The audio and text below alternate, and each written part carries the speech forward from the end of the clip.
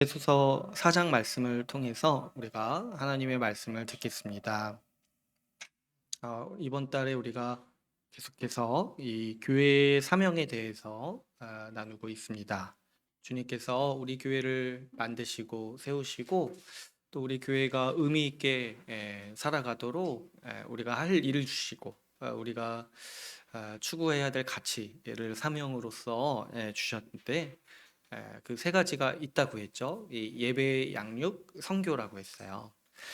지난 시간에 우리가 교회의 첫 번째 사명이 이 예배라고 같이 나누었습니다. 음, 우리가 이 예배를 위해서 살아간다는 걸 생각해 볼 때, 우리가 지난 시간에 나눈 말씀을 생각해 보면 하나님이 우리에게 주신 은혜를 생각해 볼 때, 우리의 합당한 마음, 우리가 가지는 자연스러운 마음이 하나님을 예배하고 하나님께서 영광 받으셨으면 하는 소망이 우리 가운데 생긴다고 했습니다. 왜 그러냐니까 하나님께서 하늘에 속한 모든 신령한 복을 우리에게 이미 다 주셨기 때문이죠. 우리는 하나님이 어떤 복을 주셨는지 아는 사람들이에요. 그래서 그걸 생각해 볼 때 주님은 우리를 의롭게 하셨습니다. 우리를 거룩하고 흠이 없는 자로 세우셨어요. 그래서 제가 지난 시간에도 말씀드렸지만 마치 그 신부가 결혼식을 준비하듯이, 그래서 자신이 가장 아름다운 모습으로 그 결혼식장에 설 수 있도록 오랫동안 준비해서 그날에 가장 깨끗하고 흠이 없고 아름다운 모습으로 세우듯이 주님께서 우리를 주님 앞에 그러한 자로, 그렇게 신부와 같은 자로 우리를 세우셨다는 거예요. 그래서 우리를 의롭게 하셨다라고 주님은 우리에게 선언하고 있습니다.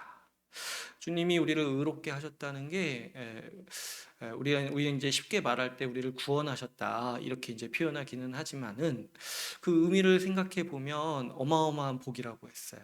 우리 하나님의 기준에 합당한 사람, 우리 하나님께서 흠이 없다고 여기시는 사람, 아, 그 기준이 높으시고 그 조금의 악도 없으시고 빛 그 자체이신 분이 흠 없다고 여기는, 우리 그분의 기준에 합당하다, 나를 만족하는 사람이라고 여기는 그 지위가 뭐냐니까 바로 의인이에요. 그런데 주님께서 우리를 그러한 자로 만드셨다라는 이 소식이 바로 이 복음이죠. 사실 믿기가 힘들어요. 우리 같은 사람을 어떻게 하나님 앞에 흠이 없는 자로 주님은 그렇게 만드셨는가? 그렇게 그 지위를 우리에게 주셨는가? 내가 살아온 지난 날들, 내가 지난 여름에 한 일을 내가 알고 있는데 그런 것들 생각해 볼 때 이런 흠 많고 이런 죄 많은 사람들 그걸 보지 않으시고 나 같은 자를 의인으로 세우셨다는 게 어떻게 그게 믿어지냐는 거예요. 근데 그걸, 그 소식, 그 하나님의 선언, 그 하나님이 그 일을 하셨다라고 믿는 게 바로 그 믿음이요, 복음을 믿는 우리의 복인 것이죠. 주님이 우리를 의롭게 하셨다. 또 이뿐만 아니라 주님이 우리를 의롭게 하셨기 때문에 주님은 우리를 아들 삼으셨다라고 이야기하고 있습니다. 이 아들 삼으셨다는 것은 상속자로 삼으셨다라는 의미라고 했습니다. 주님 앞에서 흠이 없고 완전한 의인이기 때문에 주님은 그런 우리에게 우리를 상속자로, 법적인 상속자로 삼으셔서 우리에게 하나님의 것을 주신다고 했어요. 하나님이 만드신 세상을 주시고 하나님의 모든 것을 다 받아서 누리는 자로서 우리를 세우셨다는 거죠. 이것까지만 해도 사실 상상하기 힘든 복이에요. 우리가 아무리 열심히 산다고 해도 절대로 도달할 수 없는, 세상에서 모든 성취를 다 이루었다고 해도 하나님 앞에 의롭다 여김을 받거나 하나님의 것을 상속으로 받는 위치에 절대로 사람이 갈 수가 없죠. 그런데 주님은 이 모든 복을 우리에게 주셨다라고 말씀하고 있습니다. 그런데 이 복에 여기서 이것까지만 얘기하지 않고 이 복에 탁월한 면이 있다고 했죠. 그것이 무엇이냐니까 하나님께서 이 복을 우리에게 주실 때 거저 주셨다는 거예요. 예, 우리가 흔히 쓰는 말로 하면은 공짜로 주셨다는 거예요. 근데 한번 생각해 보시면 우리가 공짜로 받는다라고 하면은 다 어때요? 약간 그냥 그만한 것을 공짜로 받아요. 그죠? 예, 우리가 뭐 이렇게 뭐 공짜로 받을 때 기분은 좋긴 하지만 그렇게 큰 기대는 없어요. 왜냐하면 주는 사람도 공짜로 줄 만한 거를 주잖아요. 보통은. 뭐 그래서 뭐 어디 가서 사은품 준다고 했을 때 기분이 약간 좋지만 그래도 막 뛸 듯이 기쁘진 않아요. 사은품의 그 수준을 우리가 알잖아요. 근데 이제 주님이 뭘 공짜로 주시냐니까 이 복, 우리가 절대로 도달할 수 없고 우리가 하나님께 얻어낼 수 없는 우리의 공로로는 절대로 생각할 수도 없는 복을 우리에게 이 공짜로 주신다는 거예요. 왜 이 어마어마한 복을 우리에게 거저 주시냐고 하시냐니까 예수 그리스도께서 모든 대가를 우리 대신에 다 지불하셨기 때문이라고 했어요. 속량이 되셨다라고 했죠. 그래, 속량이 되셨다. 우리를 대신해서 십자가에서 죽으심으로 우리가 우리가 누리는 모든 복을 누리기 위해서 지불해야 될 대가를 예수님이 대신 지불하셨어요. 그래서 우리는 예수님께서 우리 대신에 다 내셨기 때문에, 다 모든 공로를 세우셨기 때문에 하나님은 이 모든 복을 우리에게 거저 주신다라고 말씀하십니다. 그러니까 하나님은 얼마나 주시는 분입니까? 우리는 절대 내가 하나님께 뭘 해드렸다 이런 말을 사실 할 수가 없어요. 주님이 우리에게 하신 일을 생각해 보면은 주님은 우리에게 그분의 아들을 내어주셨잖아요. 근데 이미 그 아들을 내어주실 때 하나님은 그분의 전부를 다 주신 거예요. 근데 또 아들을 왜 내어주셨냐니까 우리에게 이 복을 또 주시기 위해서, 복 주시기 위해서 복의 복을 더하시는 그 하나님의 그 선하심을 우리가 이 복음을 통해서 알 수 있는 거죠. 이 복음의 이 간략한, 제가 이제 간략하게 설명하는 건데, 이 복음의 이 구조, 이 복음의 내용을 우리가 항상 생각하고 기억해야 합니다. 이것이 우리의 힘이고, 우리가 살아갈 때 기쁨을 주고, 또 우리 삶의 의미를 생각하게 해주고, 우리를 살맛나게 하는 모든 원천이 바로 이 복음의 내용에 담겨 있어요. 그래서 우리가 이 복음을 생각하고 주님이 우리에게 주신 복을 생각할 때마다 우리가 이제 드는 생각이 주님이 참 선하시다. 어떻게 이렇게까지 하시냐는 거예요. 어떻게 이렇게까지 하시냐는 거예요. 그래서 우리가 자연스럽게 드는 마음이 뭐냐니까 내가 주를 위해서 살고 싶다. 이 좋은 주님이, 이렇게 선하신 주님이, 이렇게 영광스러우신 분이, 세상에 이렇게 좋은 분이 어디 있습니까? 우리 같은 자에게 이렇게 복을 거저 주시는 분이 세상에 어디 있습니까? 이 주님을 우리가 찬양하고 이 주님께 감사하고 주님께 예배드리고 싶다고 드는 생각이 우리의 자연스러운 마음의 태도인 거죠. 주님도 우리에게 이렇게 복을 주시면서 이렇게 거저 주신다라고 말씀하실 때 그 거저 주시는 목적이 뭐냐니까 이 하나님의 은혜의 영광을 찬송하게 하려 하심이라. 하나님의 선하심을 알고 하나님의 영광을 보고 그 하나님의 선하심을 보고 그 하나님을 사랑하면서 그 하나님을 기뻐하고 찬양하고 자발적으로 예배하도록 하기 위해서 주님은 이 모든 복을 우리에게 공짜로 주신다라고 말씀하고 있습니다. 지난 시간에 제가 말씀드렸다시피 주님은 언제든지 우리에게 복종하라고 명령하실 수 있으세요. 실제로 명령하시기도 하지만 근데 주님이 그것만 원하시는 게 아니에요. 주님은 우리가 하나님을 사랑하기를 원하시는 거죠. 그죠, 여러분? 제가 지난 시간에도 말씀드렸지만 복종은 다 할 수 있어도 열심히 순종할 수 있어도 주인을 사랑할 수 없다고 했잖아요. 그런데 왜 하나님이 우리를 종으로 대하지 않으시고 아들로서 대하시냐니까 주님은 우리의 사랑을 얻고 싶어 하셨어요. 그래서 먼저 우리를 사랑하시고 우리에게 다 주심으로써 우리의 사랑을 얻고 우리가 하나님을 자발적으로 사랑하고 예배하도록 하기 위해서 주님은 이 모든 복을 우리에게 주셨습니다. 그러므로 여러분 우리 교회는 주님이 주신 은혜에 감사하면서 예배드리기를 원합니다. 우리를 향해 이렇게 좋은 복을 베푸시고 이렇게 선하신 분, 이렇게 먼저 우리를 사랑하신 분을 향해서 우리가 하나님을 기뻐하고 찬양하려는 그런 열망이 우리 가운데 있는 것이죠. 그리고 우리는 이 예배를 참여할 때마다 이 복음의 진리를 나누면서 하나님의 선하신 얼굴을 보는 거예요. 하나님의 영광을 본다고도 하죠. 하나님이 어떤 분이신지를 우리가 이 복음의 말씀을 통해서 듣고 이해하잖아요. 이게 뭐냐니까 하나님의 얼굴을 보는 것이고 하나님의 은혜의 영광을 우리가 보는 거예요. 그래서 우리는 예배에 참여할 때마다 하나님의 형상을 보며 하나님이 어떤 분이신지 알면서 기뻐하고 그것을 즐거워하는 거죠. 하나님이 어떤 분이신지 안다라면 여러분, 우리가 지금 하고 있는 고민들, 우리가 일상을 살아가면서 갖는 염려들 사실 대부분 쓸데없는 것들이에요.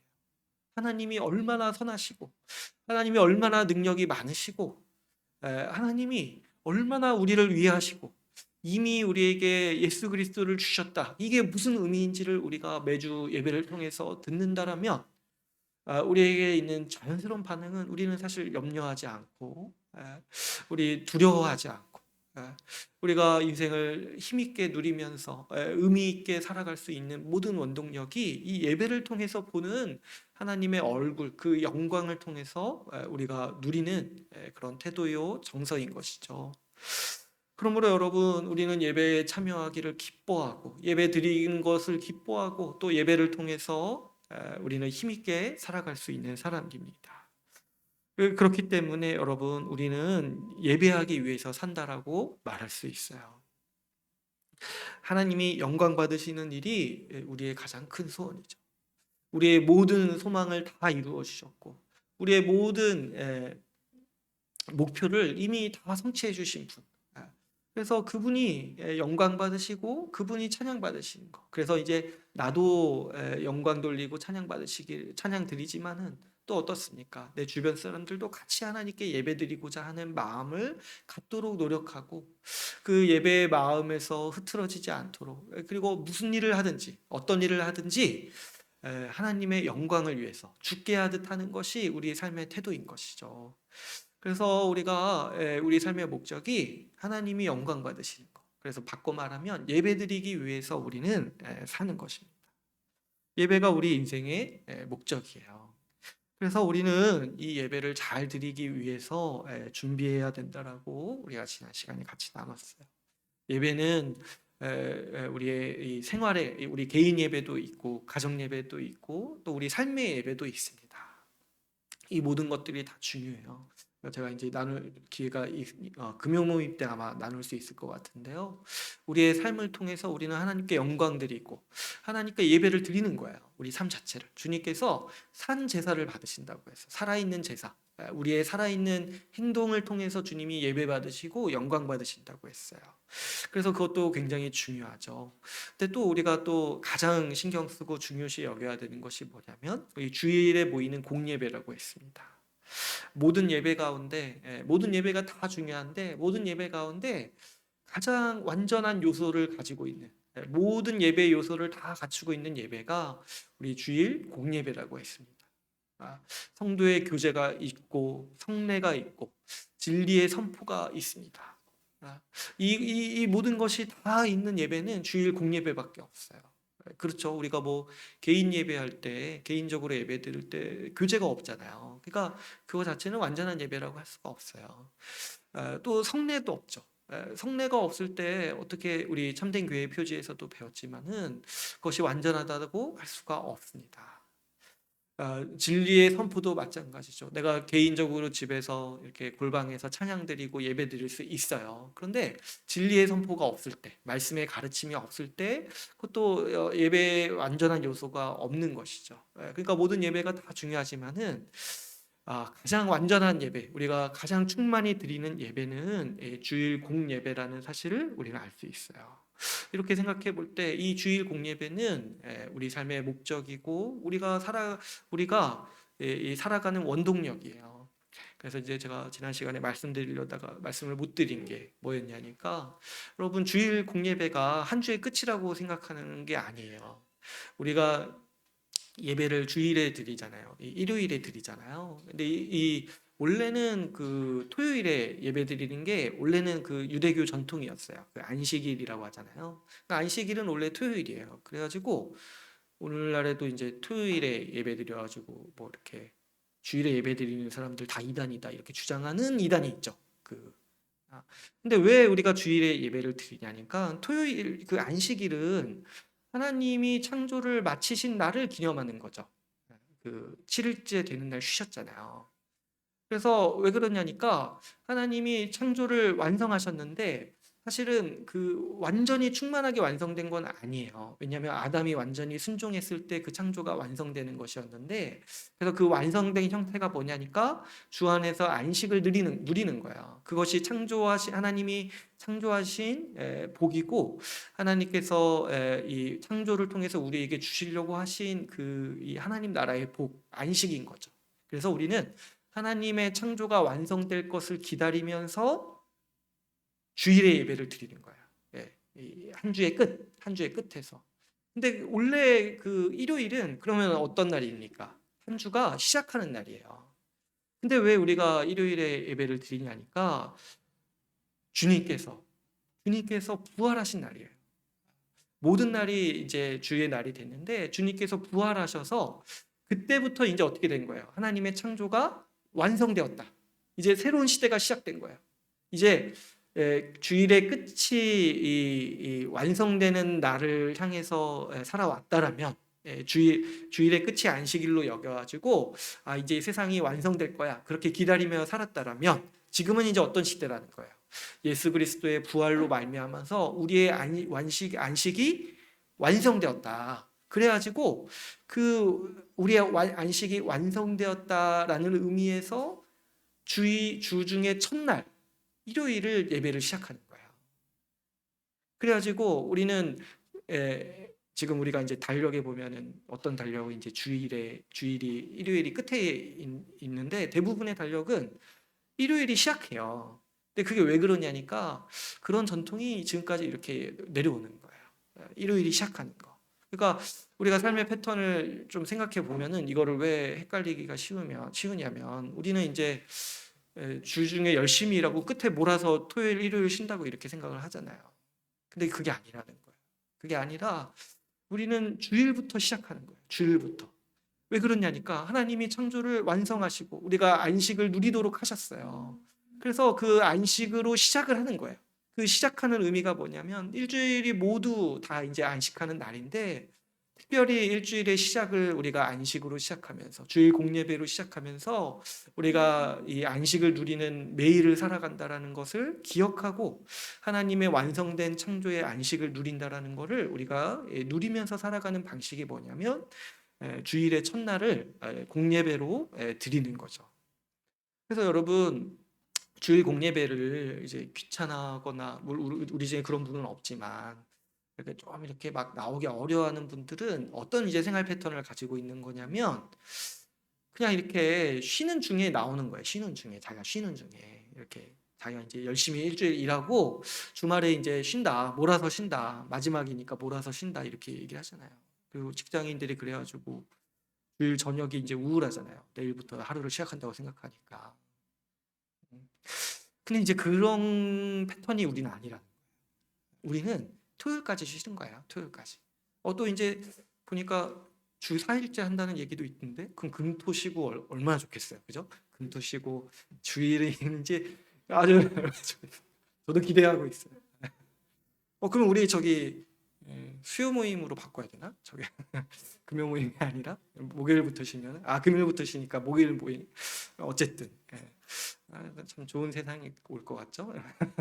아무튼 주일이 우리가 뒤에 가서 몰아서 쉬는 날이 아니라는 거예요. 주일이 이제 한 주를 시작하는 날인 거예요.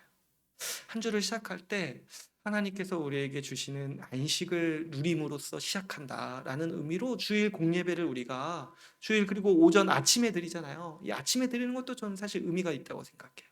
일주일의 시작을 예배로서 시작하는 거예요. 예배로서. 왜냐하면 모든 날들이 다 예배 드리는 날이니까 특별히 상징적으로 일주일의 첫날을 주일 공예배로 드림으로써 우리는 모든 날을 주님께 예배드리겠습니다. 이 주님 모든 날이 주님께서 주시는 복된 안식의 날입니다. 이것을 우리가 생각하면서 예배를 드리는 거예요. 그러니까 이 주일 공예배는 우리 삶의 중심인 거예요. 우리가 이 주일 공예배를 기점으로 한 주를 시작하는 거예요. 그래가지고 우리는 이 예배를 잘 드리기 위해서 정말 힘을 많이 써야 됩니다. 많이 써야 돼요. 예배를 준비하는 것부터 해가지고 내가 개인적으로도 이 준비하는 자세가 중요하다고 했죠. 이렇게 막 전날에 뭐 이렇게 너무 이렇게 과도하게 놀거나 이렇게 하는 것이 사실 맞지 않아요. 여러분 월요일에 출근해야 되니까 주일 저녁에 일찍 자잖아요. 근데 사실 왜 그렇습니까? 왜 주일 공예배가 주일 아침에 있는데 그러면 토요일 때부터 우리 이 생활 패턴을 잘 준비해야 되죠. 주일이 한 주의 끝이 아니라 한 주의 시작인데 그때부터 내가 본격적으로 다시 마음을 정비하고 살아가는 날인데 어떻게 우리가 토요일 저녁에 이렇게 뭐 이렇게 아쉬워하면서 계속 놀 수 있겠습니까? 우리 계속 그래서 주일 공예배 우리 또 긴 시간도 아니고 뭐 2시간 남짓인데 그 시간만이라도 집중하고 좀 하나 한 예배 한 순서도 우리가 허투루 보내지 않도록 우리가 깨어서 집중할 수 있도록 준비해야 하는 것이 우리 주일 공예배를 대하는 태도고 우리가 이 예배를 잘 회복하고 이 예배를 잘 드릴 수 있도록 우리 각자 개인적으로도 잘 준비해야겠습니다. 그리고 특별히 이제 교회를 섬기는 일에 있어서 중요한 게 뭐냐면 예배를 섬기는 거예요. 예배를 섬기는 거. 예배가 잘 진행될 수 있도록 섬기는 일에도 우리 모두가 각자가 다 열심히 참여해서 이 주일 공예배를 우리가 올바로 드릴 수 있도록 우리가 힘써 마땅한 것이죠. 오늘은 우리가 두 번째 사명을 같이 나누려고 하는데요. 복습을 너무 오래 했지만은 오늘 내용이 많지는 않기 때문에 한번 나눠보겠습니다. 두 번째 사명은 양육이에요. 양육. 교회는 지속적으로 이 교회에 속한 신자들을 양육해야 하고 우리 모두는 이 교회의 양육을 받으면서 어떻게 해야 돼요? 이 양육을 받으니까 자라나야 돼요. 오늘 우리가 읽은 본문은 우리가 살펴보면 주님께서 교회를 이렇게 생각하실 때 이 교회가 성장해야 된다. 교회가 자라야 된다는 말씀을 많이 하십니다. 12절을 보시면은 온전하게 되기를 원하시죠. 그리고 13절에도 온전한 사람을 이루는 것을 원하십니다. 그리고 어디까지 자라기를 원하시냐니까 13절에서 그리스도의 장성한 분량까지 우리 각자가 이 교회가 자라기를 원하십니다. 또 반복해서 말씀하시죠. 이 15절에도 범사의 그에게까지 자랄지라. 자라기를 원하십니다. 주님은 우리가 우리 교회를 세우시고 우리 또 각자를 생각하실 때 우리가 교회를 통해서 교회로서 자라고 성장하기를 간절히 원하시는 거죠. 우리가 이제 이 교회가 성장하고 교회가 자란다고 생각하면은 보통 이제 우리는 숫자를 생각하기가 쉬워요. 그래서 이제 몇 명이 모였냐, 올해 몇 명이 늘었냐, 이런 얘기들을 많이 하는 거죠. 물론 이 숫자도 중요하고 말씀에서도 종종 이렇게 교회가 성장했다 했을 때 많이 사람이 늘었다 이런 얘기도 나오기도 합니다. 그런데 오늘 말씀을 보면 이 교회가 자라는 모습을 묘사할 때 강조하는 것은 사실 그 숫자, 사람 숫자보다는 그 교회가 어떻게 자라냐, 어디까지 자라냐는 거예요. 근데 자랄 때 이 교회가 자라는 모습을 묘사할 때마다 사용하는 표현이 뭐냐면 기준으로 삼는 게 뭐냐면 바로 예수 그리스도죠. 예수 그리스도를 향해 자라가고 그리스도를 향해서 자라가는 것. 그래서 그리스도의 수준까지 자라가는 것을 하나님께서 원하시고 그것을 이 교회의 성장이라고 주님은 말씀하시는 것입니다. 그러므로 이 교회가 자란다라는 것은 그리스도를 본받는 것이고 우리 각자가 그리고 교회 전체가 그리스도를 닮아가는 것을 얘기하는 거죠. 그래서 이 교회가 성장하고 자란다는 의미는 더 직접적으로 성경적으로 더 직접적으로 말하자면은 그리스도를 닮아서 더 거룩해져 가는 교회의 모습을 의미한다라는 거죠. 그래서 우리가 교회의 4대 속성을 나눌 때도 이 교회의 거룩성이 중요하다라고 나눴던 거예요. 교회는 주님께서 이미 거룩하게 하신 교회이기도 하지만은 그리스도를 닮아서 이 그리스도의 장성한 분량까지 이 그분의 마음과 그분의 행동을 담는 거룩한 교회로 더 거룩해지는 교회로 자라나야 하는 것이죠. 우리가 이제 금요 모임 때 이 산상수훈 배우고 있잖아요. 그 예수님의 그 삶의 가르침, 우리가 어떻게 살아야 되는지 말씀하시는 그 예수님의 가르침을 그대로 따라서 그 예수 그리스도의 삶을 살아가는 것, 더 그렇게 살아가는 것이 우리 교회가 잘하는 것이고 우리 개인이 신앙이 성장하는 모습이라는 거죠. 로마서 8장 29절에는 이렇게 말씀하십니다. 하나님이 미리 아신 자들을 또한 그 아들의 형상을 본받게 하기 위하여 미리 정하셨으니 이는 그로 많은 형제 중에서 맏아들이 되게 하려 하심이라. 주님이 우리를 구원하신 목적은 그 아들의 형상을 본받게 하기 위해서, 선한 일을 행하도록 하기 위해서라는 거예요. 그러니까 우리가 거룩하게 삶을 살아가게 하기 위해서 주님은 우리 같은 자들을 구원하셨다는 것이죠. 그래서 예수 그리스도를 본받는 것, 예수 그리스도를 따라 살아가는 것이 우리 삶의 목적이요, 우리가 자라가야 하는 방향이라는 것이죠. 그러므로 교회는 최선을 다해서 양육해야 되고, 최선을 다해서 자라가야 됩니다. 이 양육의 사명, 그래서 이 양육의 사명은 예배의 사명과도 밀접한 관련이 있습니다. 왜 그러냐니까 우리가 자랄 때, 우리가 자라면서 예수 그리스도를 더 닮아갈 때 하나님께서 영광 받으시는 거예요.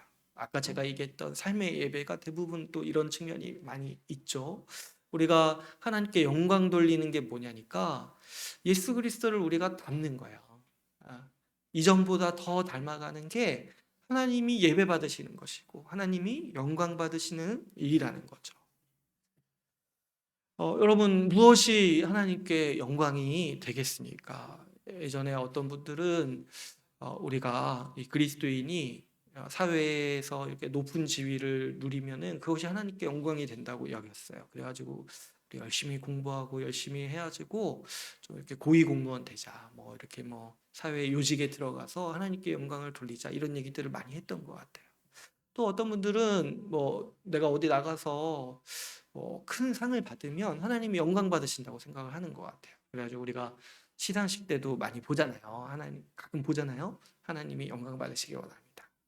물론 굉장히 귀한 고백이고 신앙의 표현이지만은 사실 엄밀히 말하면은 하나님이 그런 일로 영광 받으시는 게 아니에요. 사실 말은 그렇게 하지만 대부분의 영광은 그 개인이 차지하죠. 그 지위를 누리는 사람이거나 그 상을 누리는 사람이거나 그냥 그 사람이 잘한 거예요. 그 사람의 능력으로 그 지위에 오른 것이고 그 상을 받은 것이죠.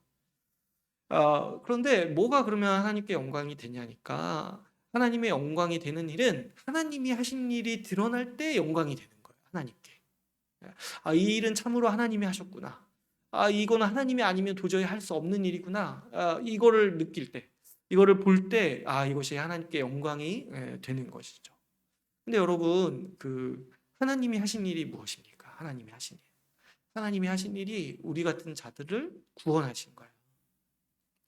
우리 같이 심판받아 마땅한 죄인들을 구원하셨어요. 의인의 지위를 주셨어요. 근데 이것으로 끝나지 않았죠. 하나님은 우리 같은 자들을 구원하셔서 의인의 지위를 주셨을 뿐만 아니라 성령을 주셔서 우리에게 새 마음을 주셔서 새로운 삶을 살아가도록 하셨어요. 그래가지고 우리 가운데 우리가 하나님 말씀을 순종할 수 있도록 새 마음을 주셔서 우리가 마음으로부터 의로워져가지고 우리가 이제 다른 삶, 죽었다 살아났다고 말할 정도로 이전에는 악을 행하면서 그 가운데 행했지만은 이제는 은혜 가운데서 선을 행하며 거룩하게 살아가는 사람으로 우리를 만드시고 빚어가신다는 거야. 그래서 의인의 지위를 주시기도 하셨지만 하나님이 우리 가운데 지속해서 일하시고 하시는 일이 뭐냐면은 실제로 의를 행하는 의인으로 살아가도록 하신다는 거예요. 그래서 우리가 신학적인 용어로 성화라고도 하는 부분이죠.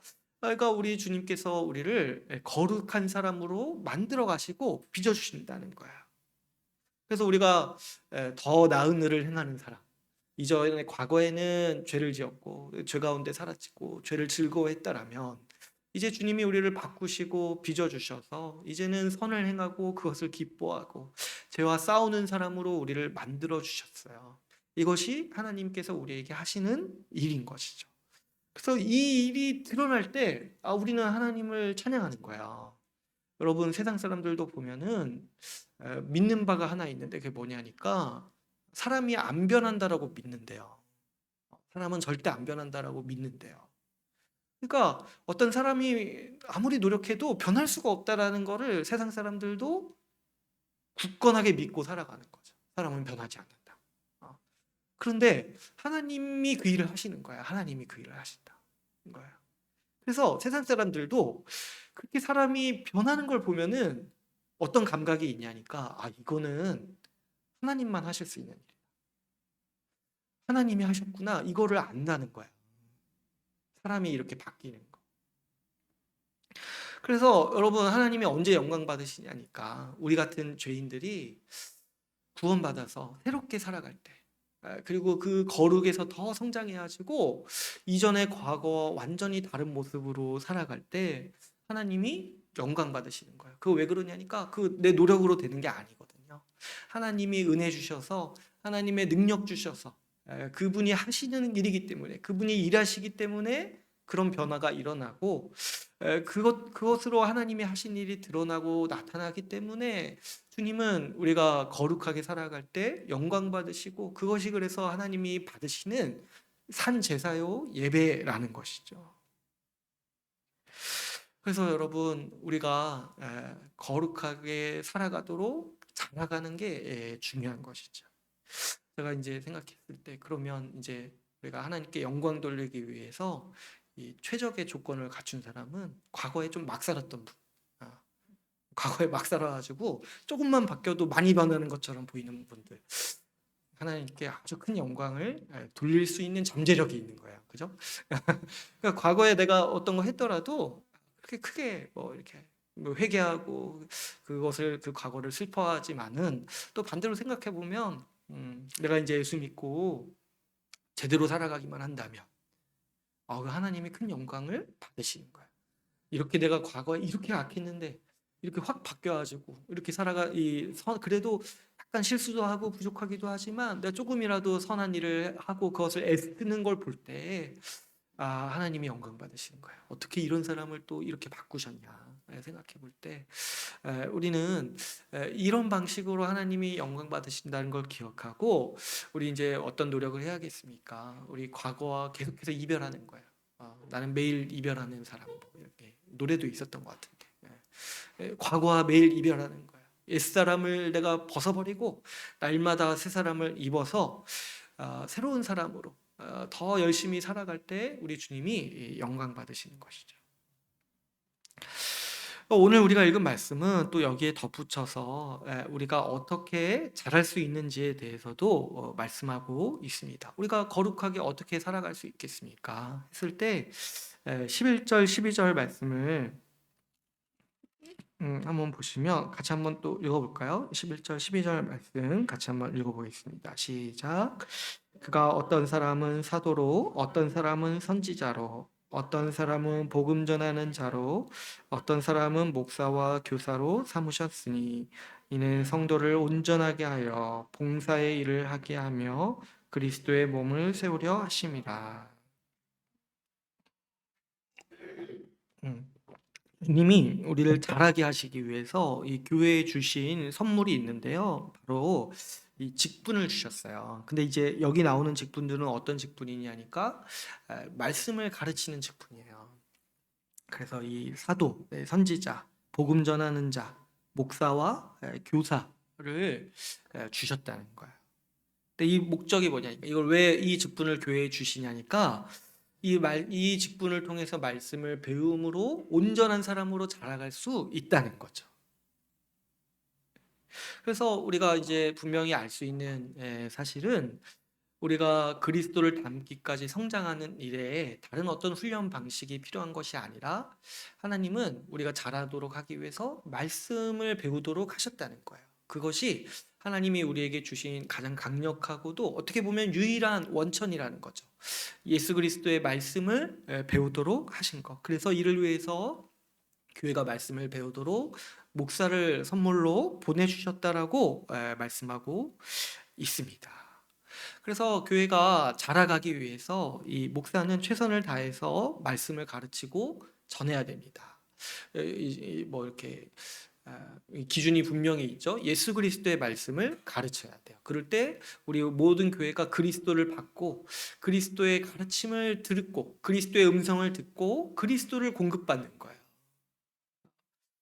요즘에 우리 이제 금요 모임 때 산상수훈 이렇게 배우고 있잖아요. 근데 이제 저도 이렇게 말하면서 얼마나 마음이 좋은지 몰라요. 그 왜 그러냐니까 모든 말씀이 다 주님의 말씀인데 산상수훈 말씀은 그 다 주님이 직접적으로 하신 말이거든요. 그래서 요즘에 요즘에는 그런 게 많이 없는 것 같은데 옛날에는 보면 성경책에 예수님이 하신 말은 빨간 글씨로 써놓은 성경책이 있었어요. 근데 산상수훈은 전체가 다 빨간색이에요. 다 예수님이 직접적으로 하신 말씀이니까. 그래서 저도 이제 산상수훈 같이 나눌 때 참 제가 말은 하지만은 저도 이제 느낌이 그려지는 모습이 진짜 그 산 중턱에서 예수님의 말씀을 직접적으로 저도 듣는 듯한 느낌이 제가 많이 들더라고요. 그래서 저도 참 마음이 좋고 저도 이렇게 같이 하면서 우리가 예수님의 음성을 듣고 있구나. 예수님께 직접 듣고 있구나. 이런 마음으로 참여하면서 얼마나 또 마음이 좋은지 모르겠어요. 우리가 말씀을 배울 때 그 산상수훈 말씀뿐만 아니라 모든 성경 말씀이 복음을 얘기하고 있기 때문에 복음을 중심으로 말씀이 기록되었기 때문에 모든 어떤 본문을 다 우리가 보든지 간에 우리가 제대로 듣고 제대로 가르친다라면은 우리는 이 말씀을 통해서 그리스도를 받는 거예요. 그리스도의 음성을 듣고 그리스도를 보고 그리스도를 공급받는 거예요. 그러니까 이 말씀을 배우고 들을 때마다 우리는 그리스도를 향해서 그리스도를 본받는 사람으로 필연적으로 자라가게 되는 것이죠. 그래서 교회는 이 말씀을 이 전력을 다해서 배워야 합니다. 그랬을 때 이 모든 말씀을 항상 배워야 돼요. 모든 말씀을. 이 신구약 성경 66권을 주신 주님의 뜻이 있으신 거예요. 이 모든 성경 말씀이 우리가 살아갈 때 필요한 말씀이고 우리의 삶을 풍성하게 하는 말씀이에요. 구약 신약 모두가. 그래서 모든 말씀을 우리가 다 배워야 돼요. 그렇게 생각해 보면 우리 배울 게 얼마나 많습니까, 여러분? 우리 기껏 해봐야 지금까지 한 5권, 6권 했나요? 언제 합니까? 이거 언제 합니까? 이사야서 66장까지 언제 합니까? 언제? 한 5년 잡고 해야 될까요? 아무튼. 근데 그렇게 또 반대로 생각해 보면 얼마나 복됩니까? 주님이 우리에게 얼마나 또 복 주시기 위해서 이 성경 말씀들을 이렇게 충만하게 기록해 놓으셨습니까? 우리의 유익을 위해서, 우리가 힘있게 살아가도록 하기 위해서 주님은 말씀을 우리에게 주셨어요. 그래서 모든 말씀을 우리가 편식하지 않고 다 배워야 돼요. 그리고 우리는 이 말씀을 항상 배워야 됩니다. 이 항상 배운다라는 게 어떤 의미냐니까, 우리 예배를 통해서 공적으로 배울 뿐만 아니라 사적인 자리에서도 나누면서 내 개인적으로도 정리하고 적용해야 돼요. 여러분, 우리가 배운다라는 거는, 말씀은 어떤 그냥 우리가 어디 뭐 학위를 따기 위한, 어떤 시험에 통과하기 위한 지식이 아니에요. 뭐냐니까, 말씀은 우리 삶을 얘기하고 있어요. 우리가 어떻게 살아야 되는지, 우리의 삶에 밀접한 관련을 끼치고 있어요. 그 말씀만큼 우리의 삶의 중심에 들어갈 수밖에 없는 그 가르침이 없어요. 왜 그러냐면, 말씀은 우리의 행동을 얘기할 뿐만 아니라 어때요? 우리의 마음까지도 얘기해요. 그래서 우리 시당의 선배들, 우리 중에 한 분은 성경이 거울이라고 얘기해요. 거울.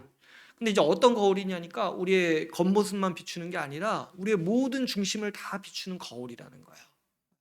그렇죠. 우리가 말씀을 볼 때마다 내 행동 거지를 생각할 뿐만 아니라 우리 마음속 깊숙이, 때로는 누구도 몰랐던 내 속마음을 우리는 말씀을 보면서 깨닫고 보게 되는 것이죠.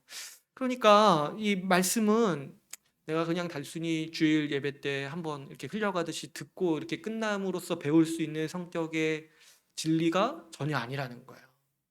말씀은 공적으로도 듣고 정리하면서 배워야 하지만은 또 어떻습니까? 사적으로도 나누고 내 끊임없이 개인적으로도 묵상하면서 이것이 나에게 어떻게 적용되는지 내 스스로 적용해 보면서 이 배우는 것이 바로 이 하나님의 말씀인 것이죠. 그래서 우리는 저도 이제 목사로서 공적으로도 가르치지만 저도 이제 앞으로 좀 해야 될 게 사적으로도 만나서 말씀에 합당하게 살도록 권면해야 하는 것이고, 이 목사만 하는 일이 아니라고 했어요. 우리 성도의 교제를 나눌 때 이 이렇게 일상적인 얘기도 할 수 있지만은 서로 이제 말씀으로 권면하고, 또 어떻습니까? 서로 묵상한 것을 나누면서 또 깊이 있게 우리 삶에 적용해보고 더 한 번 더 생각하고 고민하도록 하는 것이 반드시 필요하다는 거예요. 그래서 우리 교회도 이 공적인 가르침이 있고 이런 이제 사적인 영역에서의 나눔과 묵상도 있는 거예요. 우리가 이제 주일 공예배 때 말씀을 배우고, 또 이제 금요 모임 때는 체계적으로 말씀을 배워서 우리가 지식으로 삼을 수 있도록 돕는 것이고요. 근데 이것만으로도 부족해요. 우리가 개인적으로 DBS도 해야 되고 성경 공부도 주일 오후에 하고, 또 주중에 갖는 기도 모임이 중요합니다. 기도 모임 때 제가 이제 부탁드렸던 게 이 설교 말씀 나눠라, 아니면 금요 모임 말씀도 괜찮고요. 왜 그러냐니까 서로 그렇게 나누고 적용하고, 개인적으로 적용하고 한 번 더 우리 삶에 밀접하게 관련지어서 적용하는 게 큰 배움이에요. 그런 것이 없이는 말씀은 정말 어떻게 보면은 약간 우리를 교만하게 하는, 우리 머리만 커지게 해가지고 교만하게 하는 악영향으로 흘러갈 수도 있어요. 개인적인 적용과 이 묵상과 나눔이 없다라면. 그래서 이 모든 것이 다 중요합니다. 항상 배워야 돼요. 항상 배워야 돼요. 공적으로나 사적으로나. 오늘 말씀에서 보면은 우리가 이 말씀으로 자라는 모습을 이 세 가지로 이렇게 묘사를 하고 있습니다. 13절을 보면은 이렇게 얘기를 합니다. 우리가 다 하나님을 아들을 믿는 것과 아는 일에 하나가 되어 온전한 사람이 된다라고 말씀하고 있습니다. 그러니까 말씀으로 자랄 때 이 중요한 모습이 뭐냐니까 모두가 함께 배우고 같은 지식으로 자라가야 돼요. 이 지금 교회에 주시는 말씀이잖아요. 모두가 같은 지식을 가지고 같은 복음을 배우고 같은 말씀으로 자라가야 돼요. 그럴 때 우리가 잘할 수 있고 하나됨을 이룰 수 있다라고 주님은 말씀하고 있습니다. 이 말씀도 우리가 깊게 생각해 봐야죠. 여러분, 우리가 같이 함께 배우지 않고 잘하지 않는다면은 교회 안에는 분열이 생깁니다. 그리고 이 분열 때문에 결국에 서로의 성장을 방해하게 돼요. 이 지식에서 차이가 나는 순간, 내가 생각하는 하나님이 다르고 내가 생각하는 복음이 서로 다른 순간 우리는 같은 방향을 보면서 살아갈 수가 없죠. 그래서 이 교회 한 몸들도 이 배움의 차이가 날 때 심각한 그 분열을 일으킵니다. 근데 이것도 이 성장에 악영향을 미쳐요. 어떻습니까? 이 보통 이제 많은 이 신앙 공동체들이 겪는 현상 중에 하나가, 이렇게 교회 안에 리더급들은 리더급이라는 이런 이제 분류의 사람들이 있고 항상 멤버인 사람들이 있어요. 그리고 이게 한번 나눠지면은 이게 고착화돼 가지고 절대 바뀌지가 않아요. 그래서 멤버는 항상 받기만 하고 리더는 항상 주기만 하고, 그러다 보니까 어때요? 리더는 힘들다, 괴롭다, 못하겠다, 이제 쉬고 싶다. 멤버는 항상 받기만 하다가 아유 뭐 별거 없네 하고 떠나고, 이런 이제 악순환이 일어나는 거죠. 왜 그러냐니까 이 먼저 이렇게 딱 구분을 지어놓고 너는 배우는 사람, 너는 받는 사람, 이렇게 신분적으로 정해놓은 거야. 그래가지고 이렇게 힘들죠. 그런 같이 배워야지 같이 잘하는 건데, 사실 뭐 이렇게 리더랑 멤버랑 뭐 그렇게 큰 차이가 있습니까? 같이 배우고 서로 섬겨야지 우리가 살맛이 나지. 한 사람만 계속 섬기면 어떻게, 그 사람이 뭐 이렇게 예수님이 아닌 이상 당연히 이렇게 고갈되고 하는 거죠. 그럴 때 또 교회 안에 이 악화가 양화를 구축한다고 이 배움의 차이가 날 때, 그러면 열심히 배우는 사람이 있는가 하면 안 배우는 사람들이 있는데, 이런 이 차이가 나기 시작하면은 보통 어떤 현상이 생기냐니까 교회 안에 안 배우고 게으르게 가만히 있는 사람들이 다수가 돼버리는 거예요. 왜냐면 그게 더 편하니까. 저도 이제 생각해보니까 사람은 항상 편한 쪽으로 가요. 예. 선택할 수 있으면, 불편한 거랑 편한 거 선택할 수 있으면 항상 편한 쪽으로 가요. 그러다 보니까 교회 안에 그런 분위기, 이렇게 좀 차이가 나도 괜찮다라는 거를 용인하는 분위기가 있으면 항상 사람들은 어때요? 아, 그러면 안 해도 되네? 안 하는 쪽으로 간다는 거예요. 근데 그 이 안 하는 쪽, 안 배우는 사람들이 모여서 가만히 있는 게 아니에요. 어떤 분위기를 만들어내냐면 열심히 배우는 사람들을 유별나다고 생각하게 만들어요. 왜 그러겠습니까? 자기를 정당화해야 되거든요. 자기 지금 안 배우고 지금 이렇게 가만히 있는 것도 괜찮다라고 자기 스스로 자기를 납득시켜야 돼요. 그러니까 자꾸 어떤 구도를 만들어내요. 저 사람들은 좀 열심히 있어서 유별나다. 아, 좀 열심히 하네. 뭐 요즘 좀 거룩하네. 이 정도 이렇게 얘기하면서 그 이렇게 말하는 거에 숨겨진 의도가 있어요. 자기가 눈치채건 눈치채지 못하건. 뭐냐니까 나도 열심히 안 하지만 이렇게도 살 수 있어. 이렇게 얘기를 하는 거예요. 그러니까 이렇게 말하는 거를 조심해야 돼요. 이렇게 말하는 걸 조심해야 되고 교회가 이런 분위기로 갈 때 열심히 하는 사람들도 그러면 나중에 이렇게 자신을 그렇게 생각해요. 아유, 요즘 좀 열심히 했네. 이제 쉬어야겠다. 생각해요. 왜냐면 안 하는 사람들 많이 있으니까 아, 저게 당연하구나. 이렇게 생각을 하게 된다는 거예요. 그래서 이제 악화가 양화를 구축한다고 이 아주 악순환이 반복이 되는 거죠. 열심히 하는 사람들은 쉽게 지치고 가만히 있는 사람들은 계속 가만히 있는 거예요. 그러니까 절대로 이런 분위기로 가면 안 되는 거, 우리가 항상 깨어서 이 교회가 같이 함께 같은 지식으로 자라기를 힘써야 하는 것이죠. 왜 교회가 자꾸 양육하고 같은 거 계속 얘기하고 이렇게 해야 되냐니까 같은 지식 수준에서 머물러 있어야 돼요. 같은 지식 수준을 가지고. 그래서 같이 함께 자랄 때 우리는 더 힘있게 서로를 도우면서 자랄 수 있어요. 여러분, 우리가 같은 방향을 바라봐야지 같이 가잖아요. 같이 가야지 서로 도우면서 으쌰으쌰 할 수 있잖아요.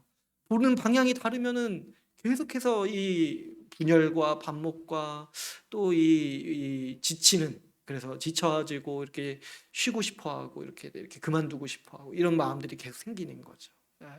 그래서 우리는 반드시 이 말씀을 배우면서 자라갈 때 같은 모습으로, 같은 지식으로 다 함께 자라가기를 힘써야 하는 것이죠. 두 번째로 이 말씀으로 자라는 모습을 이렇게 오늘 말씀에서 묘사할 때 14절에 보면은 13절 14절에 보면은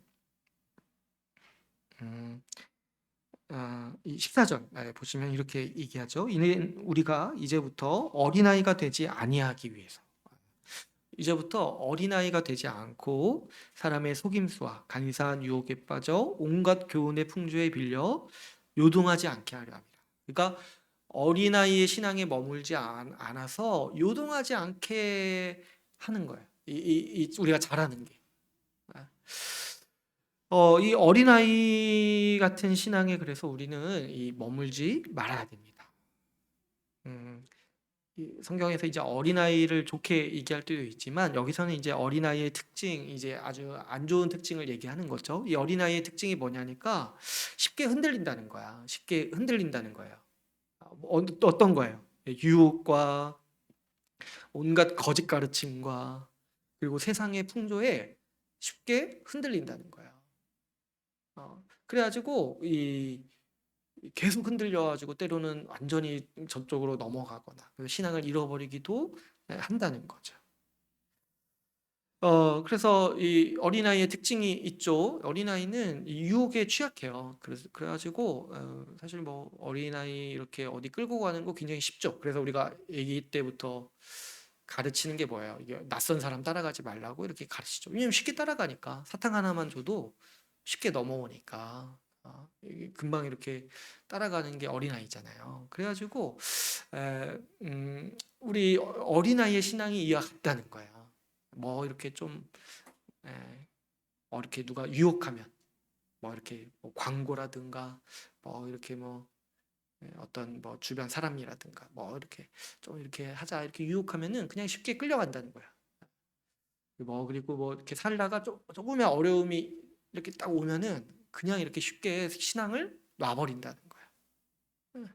그래서 우리는 우리가 자라가야 되는 이유가 있는데 어린아이의 신앙에 머물지 않아야 되기 때문에 우리가 누구나 처음 믿으면 당연히 신앙이 성숙하지 않아서 어린아이 같을 수밖에 없죠.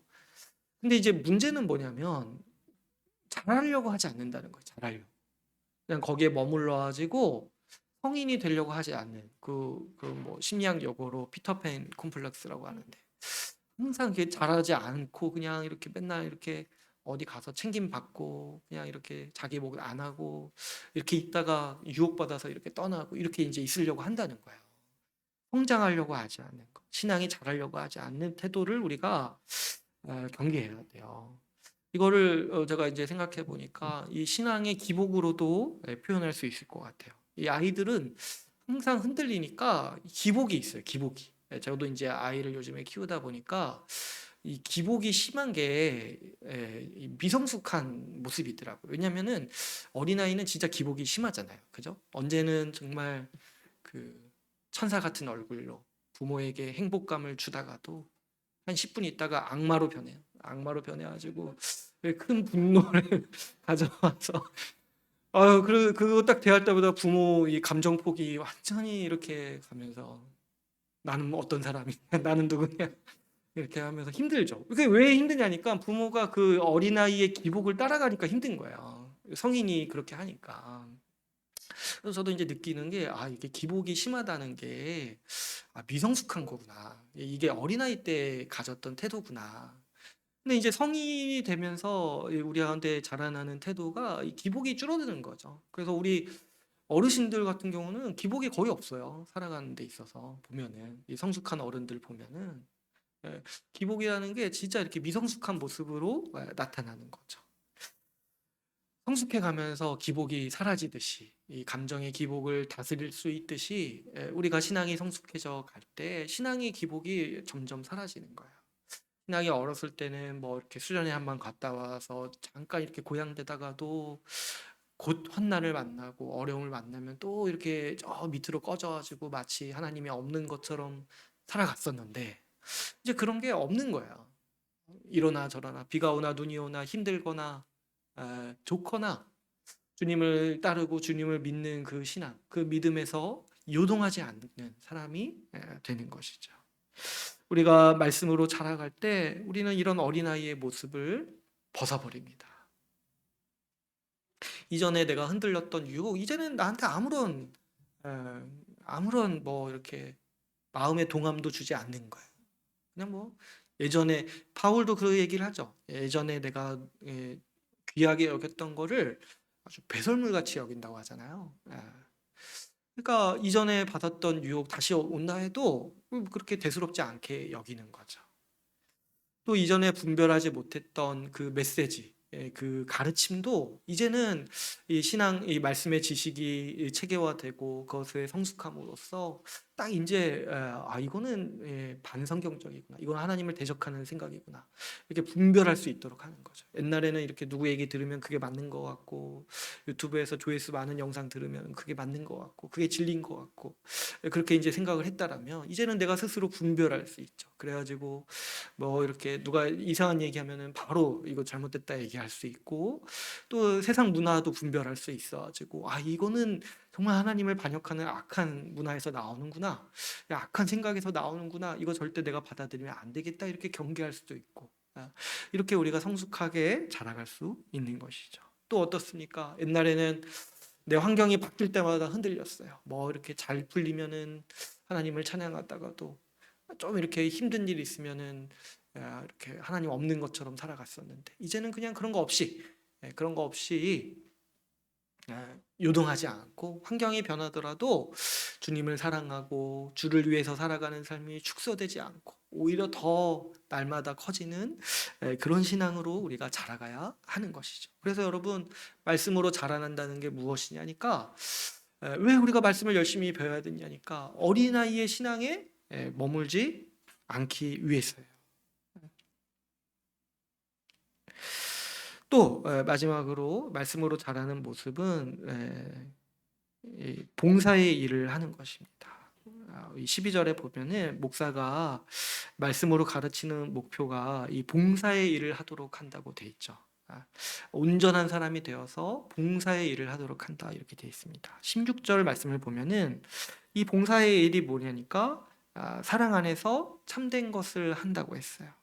그래서 이 교회와 교회의 지체를 섬기는 일에 참여하고 그 일을 한다는 것이죠. 그러니까 우리가 말씀으로 자라면서 우리 가운데 일어나는 현상은 이 먼저는 흔들리지 않고 요동하지 않는 게 있고, 또 한편으로 뭐냐니까 내가 섬기려 한다는 거야. 어떤 모양으로든지 섬기려고 이렇게 한다는 거. 이게 뭐냐니까 내가 자라가는 이 모습이라는 거죠.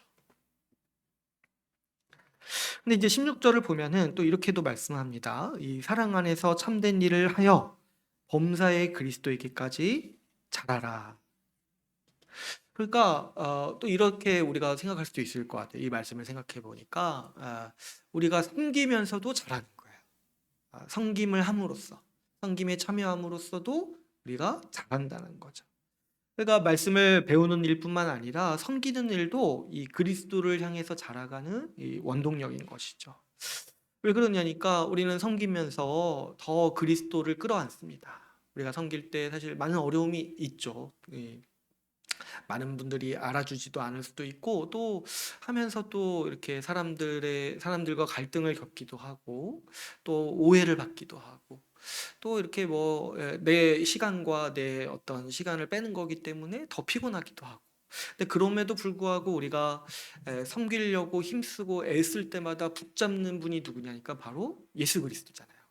그러니까 우리가 섬기면서 더 그리스도를 알아가고 그리스도를 더 끌어안는 거예요. 우리가 섬길 때 우리가 항상 생각하고 기억하는 게 그리스도께서 나의 발을 씻기셨다는 걸 생각하는 거예요. 그랬을 때 우리는 섬기면서도 더 성숙해지고 자라가는 거죠. 그래가지고 어떤 교회로는 뭐 이렇게 양육 프로그램 보니까 그냥 내용이 그거더라고요. 뭐 이렇게 섬기는 것더라. 그것 약간 극단적인 것 같아요. 말씀을 가르치지 않고 그냥 섬기는 것만 하는 거예요. 근데 그래도 작아요. 왜 그러냐니까 섬길 때 그 그리스도를 본받으면서 그것도 하나님이 주시는 하나의 원동력이기 때문에 섬길 때도 이제 잘하는 거예요. 너무 이제 근데 극단적으로 섬기는 것만 하면 불평도 생기고 그럴 수 있는데, 근데 어쨌든 섬김에 참여함으로써 우리 자신도 잘하는 거예요. 우리 가운데 각자에게 다 은사를 주셨잖아요. 근데 이게 이 은사가 교회를 섬기는 거라고 했는데, 또 우리 개인적으로도 사실 유익이 있는 게 뭐냐면 내가 은사를 사용해서 섬김으로써 나의 그 인격과 신앙도 같이 자라는 거예요. 그래서 우리 주님이 선물로 주셨다고 하는 거예요. 이 은사를. 이 섬기면서 누리는 이 보람과 성취감, 그리고 그 열매들을 보면서 나도 더 잘하고 더 나은 사람으로 우리가 성장해 갈 수 있는 것이죠. 또 이제 또 이 섬김의 유익이 있습니다. 이 섬김을 받는 사람도 사람이요, 이 복잡하고 전인적인 존재이기 때문에 사실 배우기만 해서 사람이 자라는 게 아니에요. 그렇게 따지면은 저기 이렇게 신학교 가서 신학 공부하시는 분들이 최고의 인격을 가지고 있어야 되잖아요.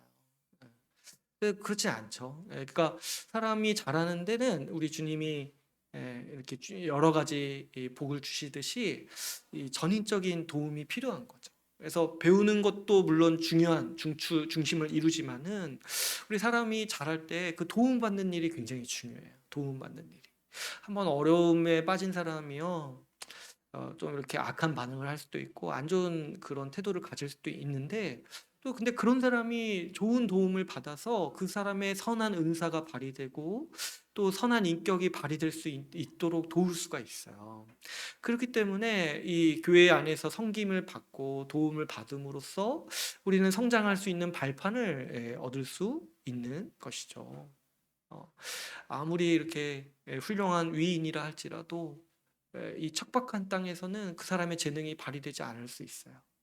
그 사람을 사랑해주고 인정해주는 동료와 이 교회가 있을 때 그 사람의 선한 모습이 발휘되고 은사가 발휘될 수 있는 것이죠.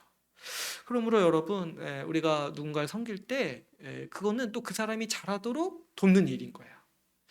우리가 그래서 교회 안에 속해 있으면은 반드시 잘할 수밖에 없는 것이죠. 우리는 교회를 통해서 말씀을 배웁니다. 그래서 그리스도를 공급받죠.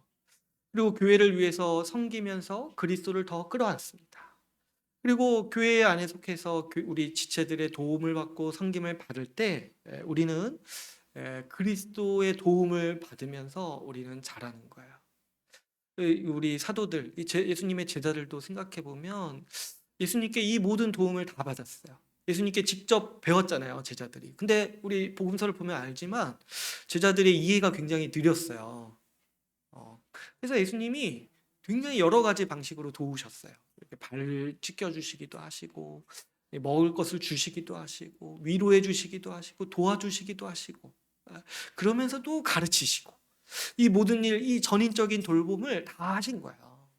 그래서 우리가 교회 안에서 이러한 예수님의 그 공급하심을 통해 우리는 자라납니다. 그렇기 때문에 교회는 신자를 양육해야 하는 중요한 사명을 받았습니다. 교회 안에 이 모든 복을 다 주신 거예요. 예수님의 가르침, 예수님의 돌봄, 예수님이 주시는 은사 다 주신 거예요. 그래서 우리는 이 모든 복을 다 사용하고 이 자원을 다 사용해서 양육하는 일에 힘써야 마땅하죠. 이 교회의 중요한 사명으로서 우리는 양육해야 합니다. 그래서 우리 신앙의 선배들은 이 교회를 신자의 어머니라고 불렀습니다. 잘못 들으시면 안 돼요.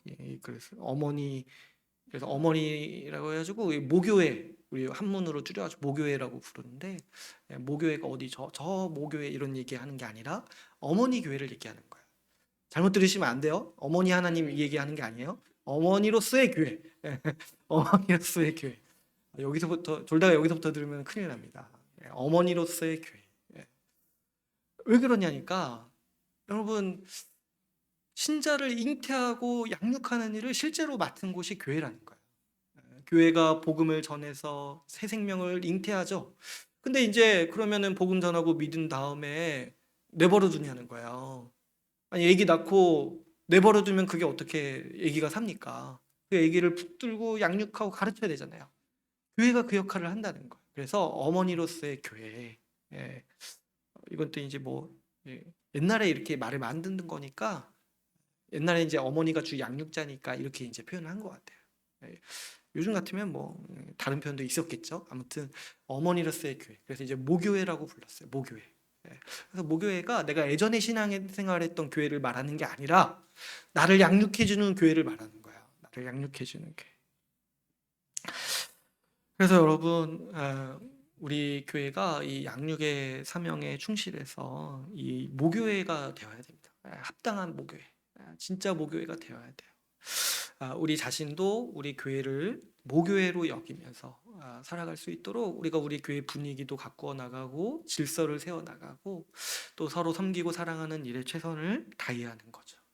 또 저도 이제 꿈꾸는 바가 뭐냐면 우리 아이들이 우리 교회, 주의 나라 교회를 모교회로 여기기를. 그래서 나중에 내 모교회가 여기야라고 말할 수 있다라면 참 그렇게까지 우리가 교회를 세워나갈 수 있다면 우리 인생이 얼마나 또 복될까, 참 보람될까 이런 생각을 하게 됩니다.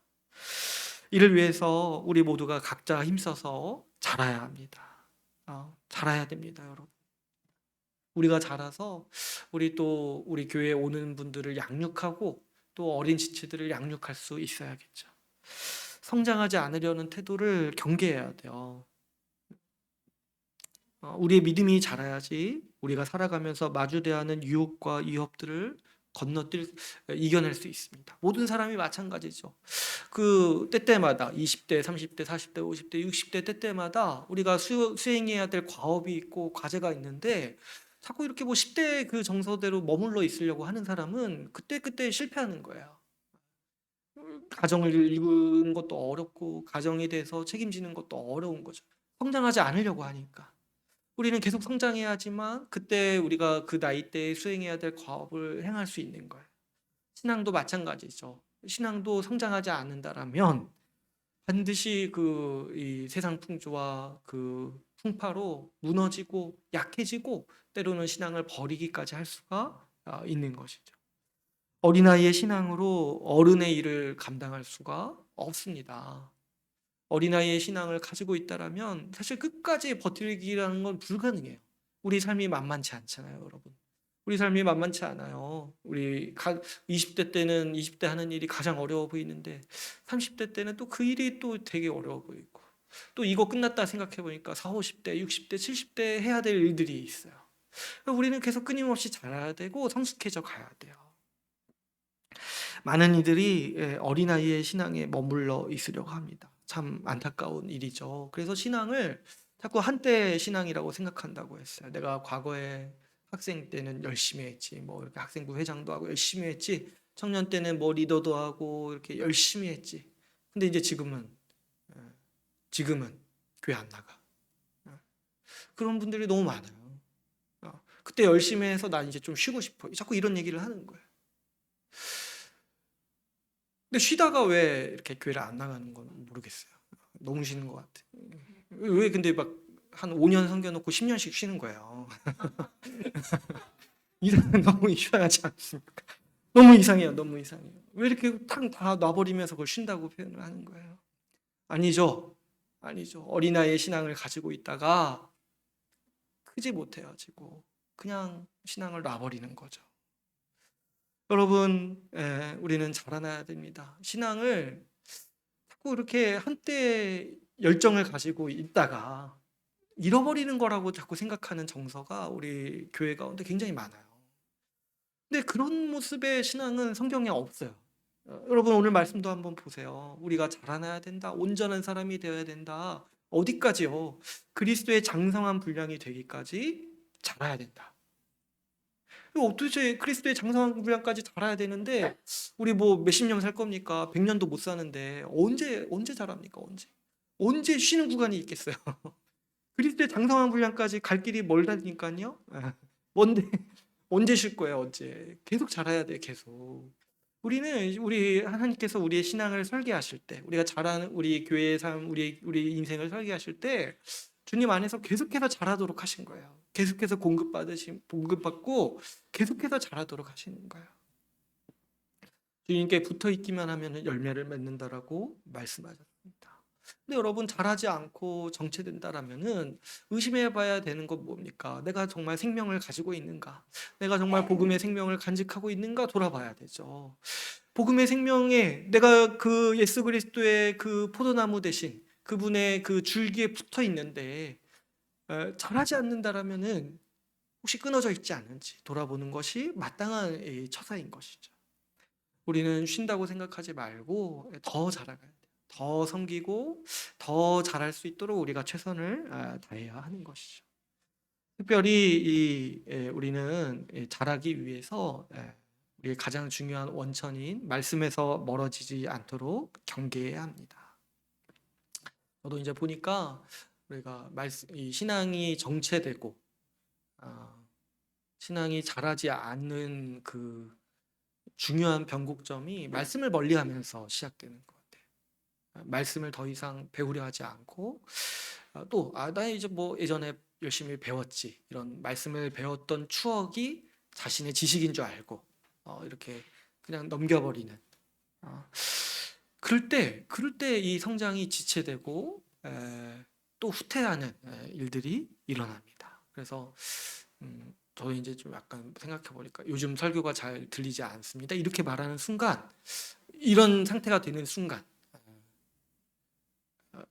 이미 약간 돌이키기 힘든 시점까지 와버린 상태인 거예요. 말씀이 잘 들리지 않는다. 그래서 이렇게 되지 않도록 우리 자신을 잘 살펴야 돼요. 말씀을 배우고 말씀을 듣는 것을 내가 소홀히 하는 그런 정서와 태도를 가지지 않도록. 그래서 이 말씀을 배우려는 마음이 사그러지지 않도록 우리 조심해야 돼요. 여러분 우리는 항상 배워야 돼요. 아까도 제가 말씀드렸지만 성경 66권 다 배워야 되잖아요. 다 배워야 되고 항상 배워야 돼요. 넓게도 배워야 되고 깊이 있게도 배워야 되고 내 안에 새길 수 있도록 배워야 돼요. 그래서 우리 이제 항상 배워야 돼요. 지금도 10대 때도 배우고 20대 때도 배우지만은 우리 4, 50대 때도 배우고 60대, 70대 죽을 때까지 우리는 배우는 거야.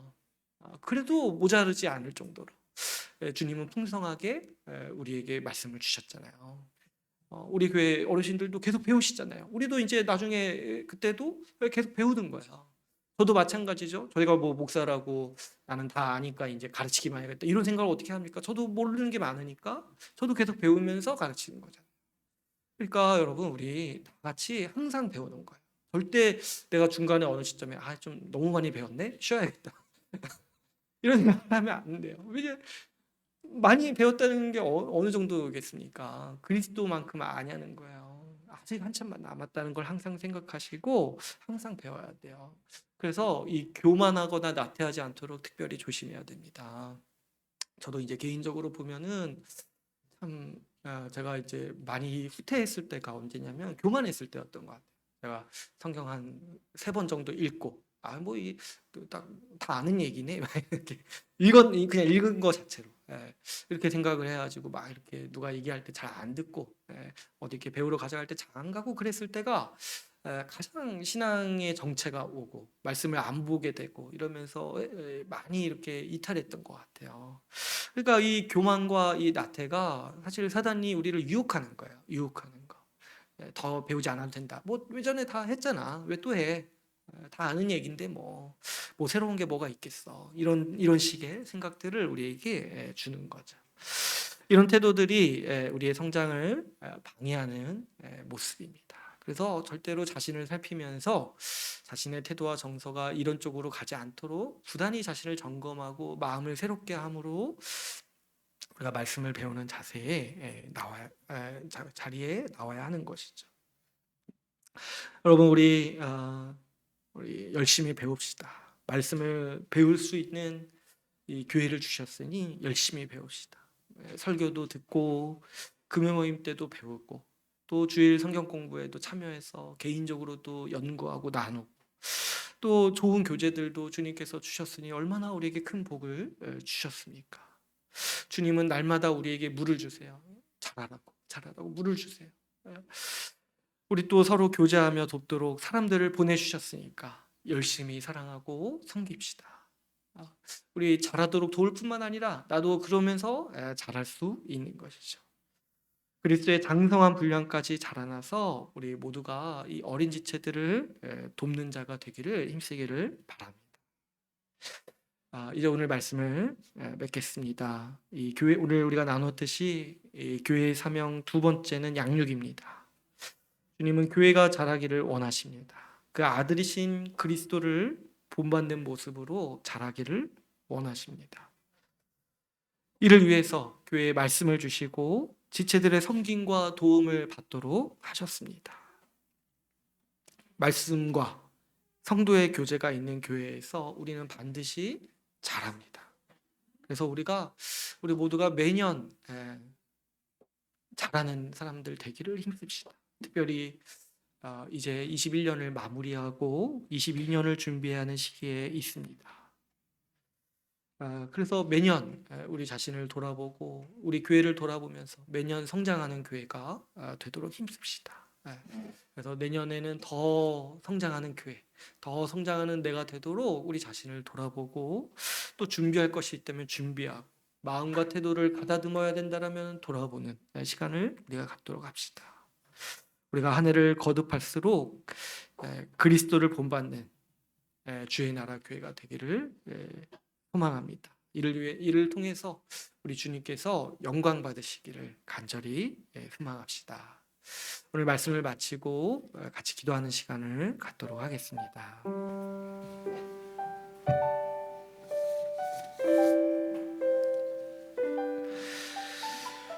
오늘 들은 말씀을 붙잡고 이 시간 같이 기도하기를 원합니다. 우리 말씀을 들으면서 마음에 기도해야겠다 하는 열망이 생기는 부분이 있다면 그 기도 제목을 붙잡고 기도합시다. 말씀을 들으면서 또 우리 자신을 돌아보기를 원합니다.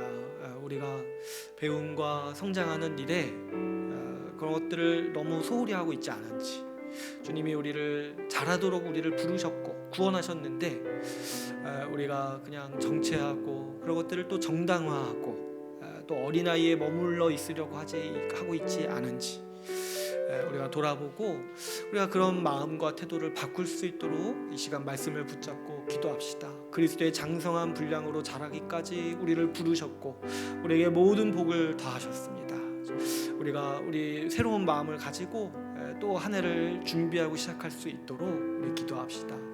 또 교회를 위해서 기도할 것은 우리 교회가 모교회가 되도록 우리가 힘써 기도합시다. 특별히 우리 아이들을 양육하고 그리스도의 장성한 분량까지 길러야 하는 사명이 우리 가운데 있습니다. 우리가 이 사명을 잘 감당하고 우리 교회를 통해서 성장하는 지체들이 많이 나올 수 있도록 우리가 그런 교회를 세워나갈 수 있도록 같이 함께 기도하기를 원합니다. 이 시간 같이 기도하시겠습니다. 하나님 아버지 감사합니다. 아버지 저 자신을 돌아볼 때 목사라는 지위에 취해서 아버지 잘하지 않고 머물러 있으려 하지 않았는지 돌아보게 됩니다. 하나님 저를 용서하여 주시옵소서. 아버지 나태하고 교만하지 않은지 돌아봅니다. 주님 저를 용서하여 주시옵소서. 아버지 그리스도의 장성한 분량까지 자라라고 교회에 속하게 하시고 말씀을 듣게 하시고 섬김을 받도록 하셨는데 주님 아버지 은혜를 헤아려서 저도 잘하는 일에 힘쓸 수 있도록 인도하여 주시옵소서. 방심하고 아버지 아무것도 아닌 것이라고 내어주는 어떤 모든 삶의 영역에서 아버지 끊임없이 더 엄밀히 검증하게 하시고 아버지 마음을 새롭게 하고 마음을 바로잡아서 성장할 수 있도록 주님 붙잡아 주시옵소서. 잘할 수 있도록 주님 붙잡아 주시옵소서. 더 성장하여서 아버지 주를 위해 영광 돌리는 자 되게 하여 주시고 또 우리 교회를 위해서 더 잘할 수 있도록 주님 붙잡아 주시옵소서. 주님 함께하여 주시옵소서. 아버지 더 잘해서 우리 더 많은 이들에게 복음을 전하고 양육할 수 있도록 주님 붙잡아 주시옵소서. 주님 함께하여 주시옵소서. 인도하여 주시기를 소망합니다.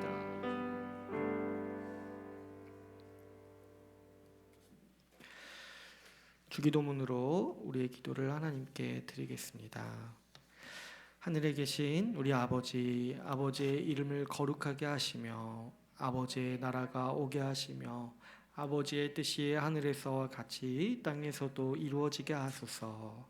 오늘 우리에게 일용할 양식을 주시고 우리가 우리에게 잘못한 사람을 용서하여 준 것 같이 우리 죄를 용서하여 주시고 우리를 시험에 빠지지 않게 하시고 악에서 구하소서. 나라와 권능과 영광이 영원히 아버지의 것입니다. 아멘.